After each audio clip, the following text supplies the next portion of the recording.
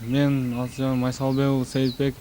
Биз азыркы убакта Казанжар районунда окуп жатабыз.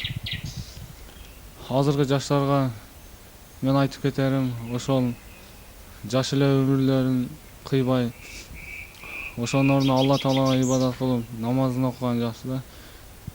Азыркы жаштар өздөрүнүн нафсисине каршы чыга албай атат да. Ошол нафси шайтанга алдырып коет да. Шайтан өзүнү астеп, шайтан алдаса ошо шайтанга азырылып кетет да. Бул шайтан алейхи налата. Шайтанга Аллахтын налаты болсун да. Ошол бардык жаштардын өмүрүн кыйганын себептүүсү ошо шайтан да. Ошон үчүн ыймандын суздугунан бул жаштарыбыз өзүнүн жанын кыйып атат да. Ошо ыйманы суз болбой, ыйман жүрөгүндө ыйманы күчтүү болсо, ошону өзүн ашпайт да, ошо жаштан. Бүткүл алам пайгамбар болгон Мухаммад саллаллаху алейхи ва саллям пайгамбарыбыз көрсөтүп өткөндөй сүннөттөрүн тирилсек, пайгамбардын бир сүннөтүн тирилсек, 100 шахидтин сообу берилет да. А бейишке бир шахидтин сообу бейишке киришке мына мүмкүнчүлүк берет.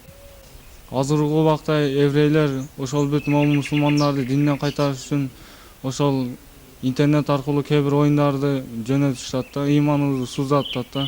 Ошо интернеттин эч качан пайдасы тийбейт да. Бул телефон, акылдуу инсан ошо телефон дин жөнүндө пайдасы тийсе колдонот, ошо динге пайдасыз болсо ошону колдонбойт акылдуу инсан.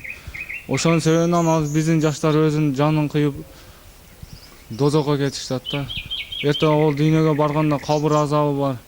Алла субхана ва таала кыяматка чейин бул өзүнүн жанын кыйгандарды азаптайт да.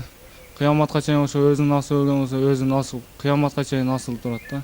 Азыркы бүткүл жаштарга айтып кетерим, бул намаз окугула. Эки дүйнө бактылуулукту Алла субхана ва таала бул намазга койгон да, динге койгон. Намаз окусаңар бардыгы ишиңер жүрүшөт. Алла субхана ва таала бардык иштериңерге береке берет. Үйүңөргө нур берет. Жеген ичкендериң халал болот. Иншалла бардыгы жаштарыбыз ошо 5 убак намазга түшүп калсын.